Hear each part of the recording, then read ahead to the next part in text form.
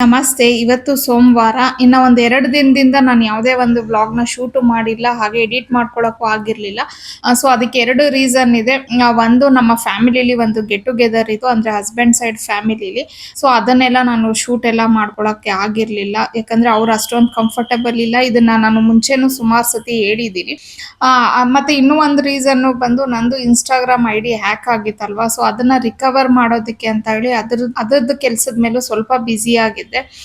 So ಸುಮಾರು ಜನ ನನಗೆ ಕೇಳ್ತಾ ಇದ್ದೀರಾ, ಯಾಕೆ ನೀವು ವ್ಲಾಗ್ ಮಾಡೋದೇ ಸ್ಟಾಪ್ ಮಾಡ್ಬಿಟ್ಟಿದ್ದೀರಾ? ಇನ್‌ಸ್ಟಾ ಐಡಿ ಹ್ಯಾಕ್ ಆಯ್ತು ಅಂತ ಹೇಳಿ. ಪರವಾಗಿಲ್ಲ ಮ್ಯಾಮ್, ನೀವು ಮಾಡಿ, ನಾವು ನಿಮಗೆ ಸಪೋರ್ಟ್ ಮಾಡ್ತೀವಿ ಅಂತ ಹೇಳಿ. ಸೊ ನಿಮ್ಮ ಈ ಎಲ್ಲಾ ಸಪೋರ್ಟ್‌ಗೆ ನಿಜವಾಗ್ಲೂ ನಾನು ತುಂಬಾನೇ ಥ್ಯಾಂಕ್ಸ್ ಅಂತ ಹೇಳ್ತೀನಿ. ಆದ್ರೆ ನಾನು ಹಳೆ ಅಕೌಂಟನ್ನ ಖಂಡಿತ ಬಿಡಲ್ಲ. ಅದನ್ನ ಎನಿ ಕಾಸ್ಟ್ ನಾನು ರಿಕವರ್ ಮಾಡ್ಕೊಳ್ಳೋದಕ್ಕೆ ಟ್ರೈ ಮಾಡೇ ಮಾಡ್ತೀನಿ. ಆದ್ರೂನು ಹೊಸ ಅಕೌಂಟ್‌ಗೂನು ನಿಮ್ ಸಪೋರ್ಟ್ ಇರ್ಲಿ ಅಂತ ಹೇಳ್ತೀನಿ. ಒಂದ್ ವೇಳೆ ಹಳೆ ಅಕೌಂಟ್ ಸಿಕ್ಕಿದ್ರು ನಾನು ಹೊಸ ಅಕೌಂಟಲ್ಲಿ ಬೇರೆ ಕಂಟೆಂಟ್‌ನ ಪೋಸ್ಟ್ ಮಾಡ್ತೀನಿ.